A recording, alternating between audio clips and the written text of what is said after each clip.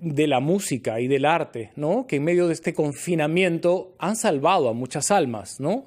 ¿Qué hubiese sido de nosotros en pleno confinamiento sin un buen libro, sin una buena película, sin una buena música, ¿no? Y lejos del confinamiento también son herramientas muy potentes que nos hacen la vida más llevadera.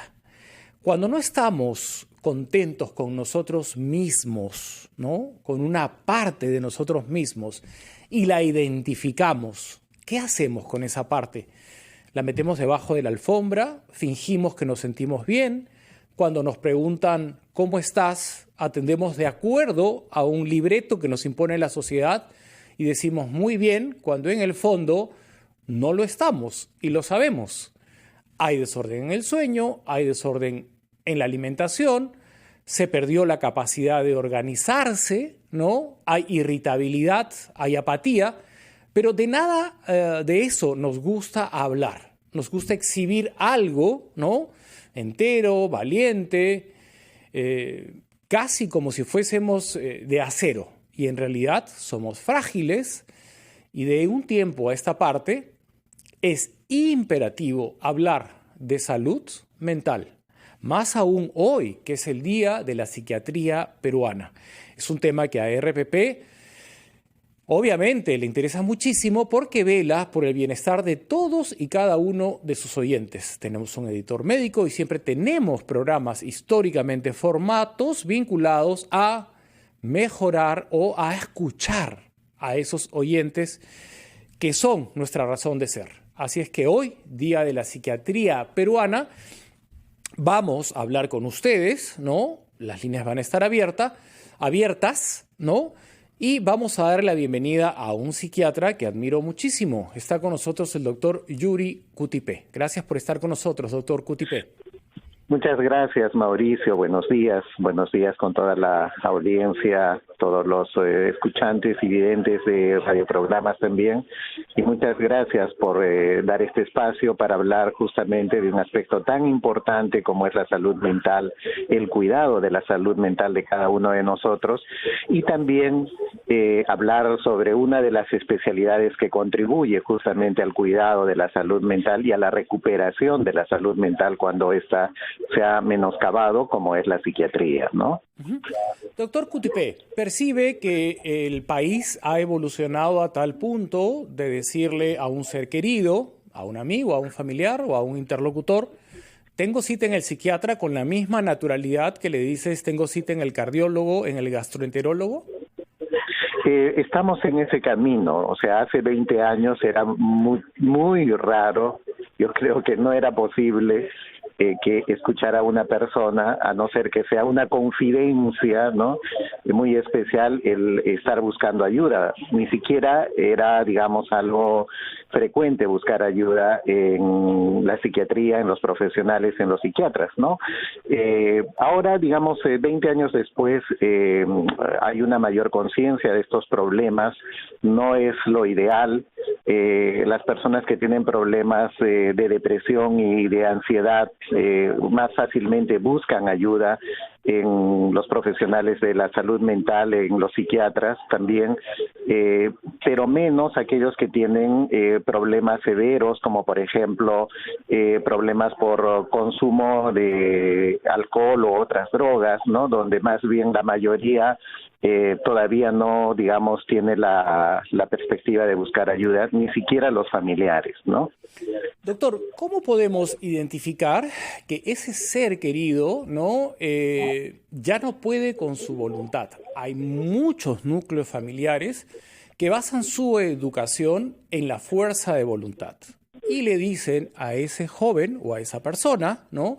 Que no le está pasando bien, tú puedes, no seas débil. Pon de tu parte, tú puedes. Y lo que tiene en realidad ya no está en su voluntad. Tiene a los neurotransmisores totalmente afectados y lo que debería generar su organismo dejó de hacerlo. Por lo tanto, ¿no? Ya es hora de acudir a un profesional. ¿Cómo podemos identificar esa línea tan delgada, ¿no? Donde la voluntad ya no está dando resultado y lo que se tiene que hacer es empezar un tratamiento en manos adecuadas. ¿Me permite, doctor, su respuesta al volver de la pausa? Porque tenemos que cumplir con los tiempos. Quizás muchas familias, ¿no?, con muy buena intención, le dicen fuerza de voluntad, optimismo, no seas flojo, levántate, ¿no? Y sin saberlo están agudizando un cuadro, ¿no?, patológico que quizás un psiquiatra podría diagnosticar.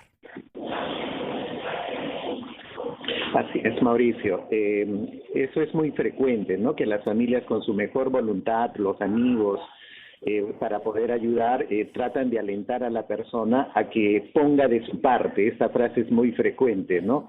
Pon de tu parte, ¿no? Es decir, llamando a la voluntad de la persona para sobreponerse a estos malestares.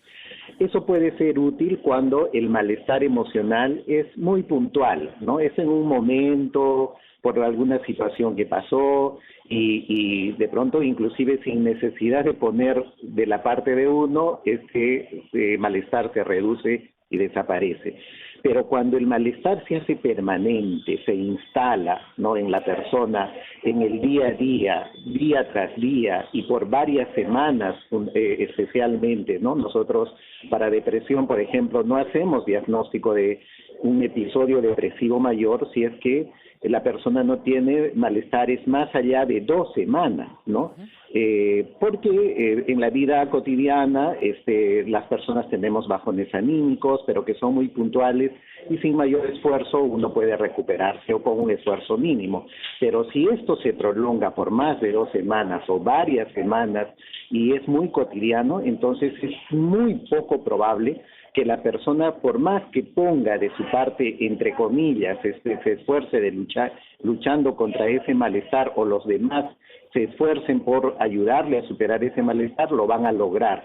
Por el contrario, puede reforzarse la idea de culpa, o sea, no estoy haciéndolo, ¿no? Quiere decir que soy un inútil, que soy un débil, entonces se refuerza más bien el malestar emocional, lo cual contribuye a agravar la situación que está atravesando la persona. Por lo tanto, si conocemos a alguien o nosotros mismos estamos sintiendo estos malestares muy bien enumerados por ti, Mauricio, con alteraciones del sueño, del apetito, irritabilidad, problemas de concentración, sentimientos de culpa, ideas negativas, ¿no? Y que se dan todos los días durante varios días o varias semanas, fundamentalmente varias semanas, entonces ese es el momento de pedir ayuda a un profesional, si no es muy difícil salir de esto, ¿no? Rogamos, suplicamos, les pedimos que por favor nunca estigmaticen a nadie, nunca descalifiquen a una persona que le está pasando mal y le atribuyan a ella la única y entera responsabilidad de revertir eso que le aqueja.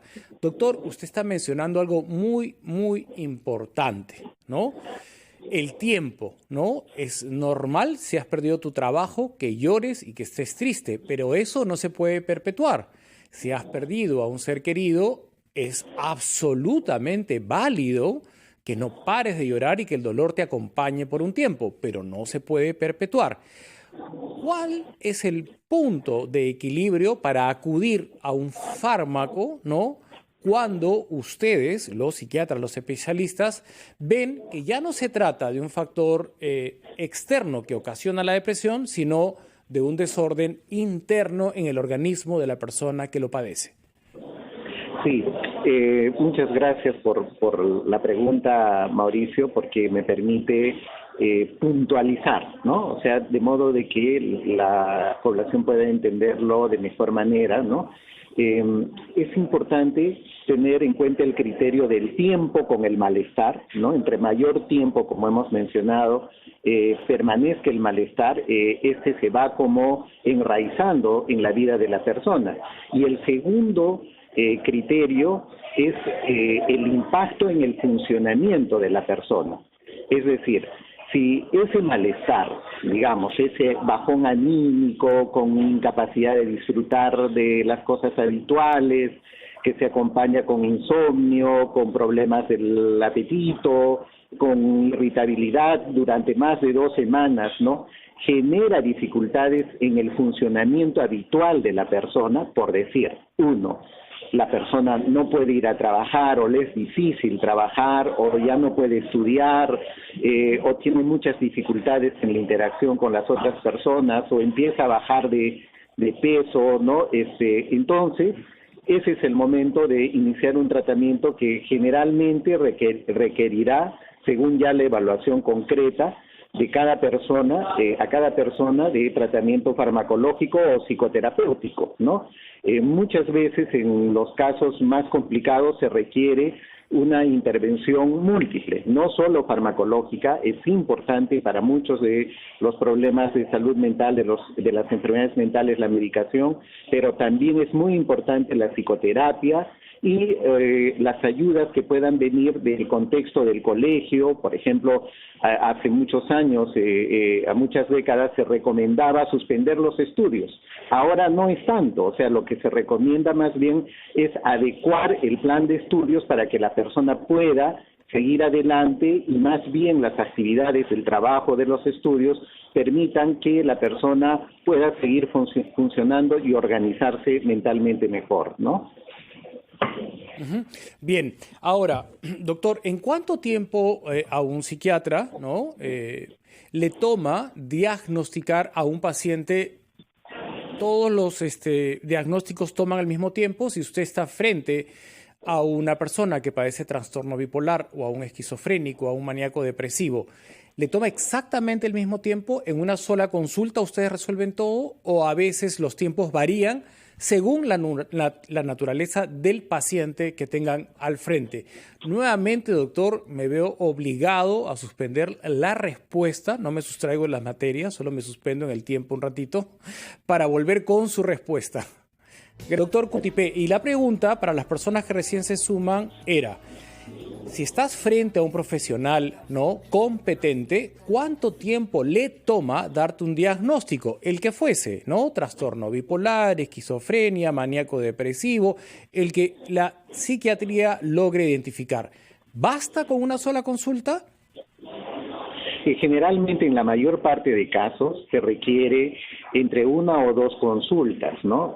Muchas veces es necesario también pedir exámenes auxiliares, ¿no?, para descartar algún problema en orgánico, ¿no?, que genere manifestaciones o complicaciones al cuadro que va teniendo la persona.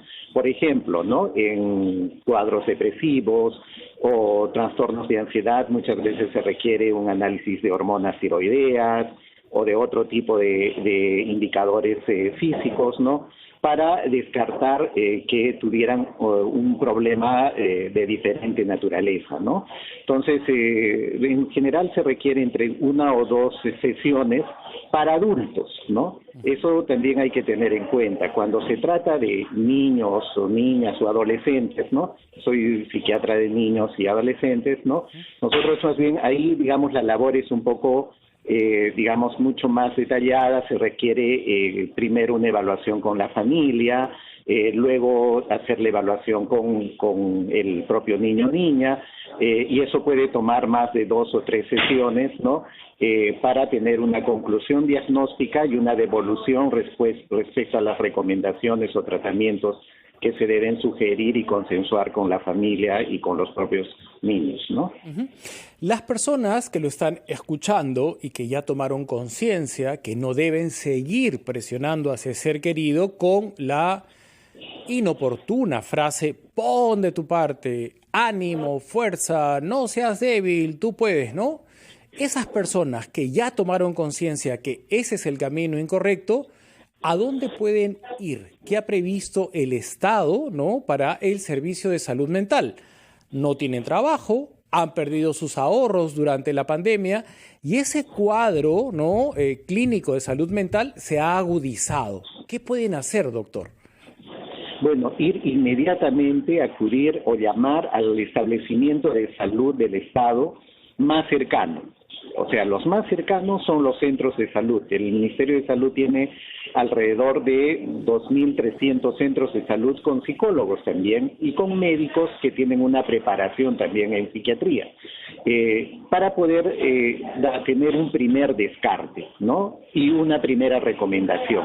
Probablemente, si se trata de un caso severo, entonces será derivado a un centro de salud mental comunitaria, que es un nuevo tipo de servicios especializados donde tiene que haber por obligación psiquiatra, pero también un equipo interdisciplinario para atender los casos complejos, no solo de adultos, sino fundamentalmente también de niños, niñas y adolescentes y personas mayores, ¿no?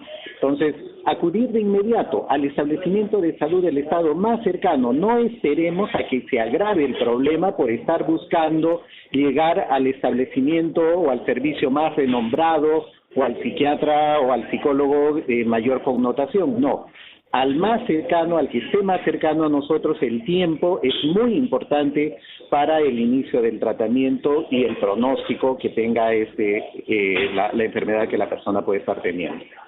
Doctor, el tema está más vigente que nunca porque toda la ciudadanía está hablando de incapacidad moral permanente, cuando en realidad esa sociedad, la de 1800, tenía, ¿no?, estigmatizado al paciente psiquiátrico y no se atrevieron a poner incapacidad mental permanente, ¿no?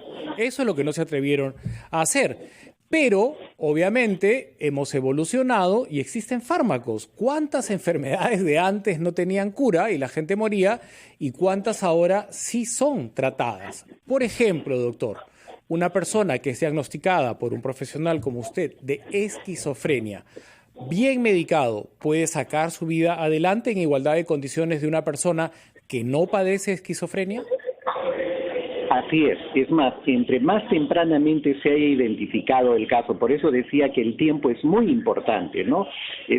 Si la identificación del caso es en días o semanas, el pronóstico respecto a la recuperación total será mejor, ¿no? De modo que es importante la identificación temprana y el inicio precoz del tratamiento, que en caso, por ejemplo, de la psicosis, específicamente las esquizofrenias, ¿no? El tratamiento tiene que ser farmacológico, pero no solo farmacológico, sino psicoterapéutico, de modo que la persona pueda recuperar sus funciones prontamente y regresar a sus, tareas habituales. Y en esto quería aprovechar la aclaración, hacer una aclaración también, Mauricio, ¿no?, respecto a esto de la incapacidad moral, permanente o temporal. Sí, pues esto corresponde a otros ciclos, ¿no?, donde esa denominación se daba a los trastornos mentales severos, ¿no? Sin embargo, es importante mencionar lo siguiente, ¿no? Aun cuando uno tenga un trastorno mental severo y que se le haya identificado un trastorno mental severo, eso no quiere decir que no va a poder regresar a funcionar, a desempeñar su profesión, su rol, sus labores habituales, en sus estudios, en fin, no. Es posible, sí es posible con el tratamiento adecuado. Es decir, que aún así, si una persona tuviera, siendo presidente, un trastorno mental, no necesariamente tendría que ser una razón de vacancia si se tratara de esta situación, ¿no? ¿Cuánto ha evolucionado la ciencia, doctor? Nos da muchas luces, muchas esperanzas esta conversación, ¿no?, en el Día de la Psiquiatría Peruana. Y algo que hay que resaltar, lamentablemente tenemos que irnos ya a otros temas y usted también a otra gente, estoy abusando de su tiempo, pero hay que terminar, me parece, de acuerdo a lo que nos ha dicho, doctor, que tampoco es que ese fármaco haga magia, ¿no? O sea, igual, hay un tratamiento, pero nunca la voluntad queda anulada. Me parece que van de la mano, ¿no? Actitud de paciente y fármaco, son complementarios. Así es, de hecho que en parte del tratamiento implica poder ayudar a que la persona también empiece a usar sus recursos, ¿no? Porque, por ejemplo, en los trastornos de ansiedad tipo trastorno obsesivo compulsivo, ¿no?, o trastorno de pánico, las personas pueden quedar muy temerosas por la experiencia del malestar de pánico o de las obsesiones o compulsiones que tiene, los miedos intensos, ¿no? Y eso limitar su funcionamiento. Parte del tratamiento psicoterapéutico está orientado justamente a activar los recursos mentales o emocionales que la persona tiene para poder contrarrestar estos malestares y afrontar los retos sin disminuyendo la probabilidad de volver a tener los malestares o las limitaciones, ¿no? Doctor Cutipé, como comprenderá, en el confinamiento hay muchas personas que han identificado cambios en su personalidad y en la de sus seres queridos. Me comenta Fátima Díaz, nuestra productora, que ellos están en la línea, deseosos de ser orientados por usted. Hay un sinnúmero de personas que quieren una ayuda, o sea, no saben por dónde empezar y por lo menos ya han perdido el miedo a la palabra vamos al psiquiatra. Es lo más natural, como quien va al cardiólogo, al gastroenterólogo o a cualquier otro especialista. Yo quisiera, después de estas conversaciones con los corresponsales del interior del país, comprometerlo para que usted, obviamente, oriente a estas personas deseosas de escuchar la orientación de un psiquiatra tan experimentado como usted, que su especialidad es niños y adolescentes. ¿Lo puedo comprometer, doctor Cutipé? Sí, con mucho gusto. Estamos a disposición. Gracias, doctor. Entonces, vamos a organizar las llamadas porque hay muchas y mientras tanto nos tenemos que ir a Piura con Gustavo Guarnizo. Gustavo, buenos días, directo en directo. Buenos días, Mauricio, directo en directo, para contarles que en Piura la Dirección Regional de Salud implementó 3 centros de salud mental comunitario para atender a la población afectada por la pandemia. La coordinadora de la Estrategia de Salud Mental de la Direza, Flor de María Suárez, informó que en esta pandemia se elevó los índices de ansiedad, depresión y estrés, pero también de violencia. Por ello, aumentaron las atenciones del servicio de auxilio psicológico de manera presencial y también por telemonitoreo. Indicó que de enero a septiembre de este 2020 se presentaron 12 intentos de suicidio, es decir, personas que materializaron la intención de querer matarse y otras 20 personas que en su momento pensaron hacerlo.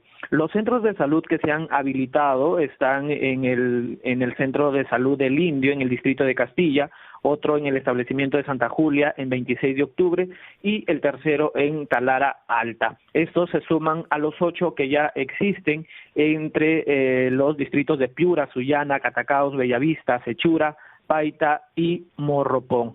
Estos centros de salud comunitario cuentan con un equipo multidisciplinario que está integrado por un psiquiatra, psicólogos, enfermeras, químicos farmacéuticos y también tecnólogos médicos. Esta implementación se ha hecho posible con la distribución de 3.300.000 soles de parte del Ministerio de Economía y Finanzas, el cual también contempló la implementación de 2 hogares temporales para los indigentes que en su mayoría sufren esquizofrenia. Desde Piura, directo en directo, RPP Noticias. Muchas gracias, Gustavo. Qué importante saber que en las regiones del norte del Perú se está atendiendo con responsabilidad el tema de la salud mental. ¿Y qué está pasando en Huancayo con relación a este tema? Ada Ramos nos actualiza. Ada, buenos días, directo en directo. Buenos días, Mauricio Mabel, directo en directo. Durante la pandemia por la COVID-19, los centros de salud mental de la región Junín tuvieron un 30% de incremento en la atención de pacientes con problemas de estrés y depresión, según informó la coordinadora de salud mental de la Dirección Regional de Salud, Jacqueline Palomino. Asimismo, señaló RPP que las atenciones de adicciones como alcoholismo disminuyeron. La mayoría de pacientes que presentaban cuadros de estrés se debía al confinamiento, en tanto los pacientes con problemas de depresión son familiares de pacientes con la COVID-19 y aquellos que dieron positivo a la enfermedad. Esta oficina también realizó el tamizaje de violencia intrafamiliar a 1.230 gestantes de 15 a 19 años y 61 resultaron positivos, por lo que se dispuso que este grupo de personas reciba terapia psicológica por Zoom y llamadas telefónicas. Directo en directo, RPP Noticias. Muchas gracias, Ada. Es predecible que todos los centros de salud de nuestro país tengan una demanda mayor, ¿no? Dadas las circunstancias que estamos viviendo. Cuánta gente ha perdido su trabajo, se ha gastado sus ahorros, han convivido, ¿no? Ininterrumpidamente bajo el mismo techo sin tener ningún tipo de tregua, ¿no? Ninguna. No se podía salir ni al parque durante muchas semanas. Todo esto se está sintiendo ahora y los centros de salud están, como ven, en Piura y en Huancayo, absolutamente demandados. Vamos a volver con el doctor Cutipé.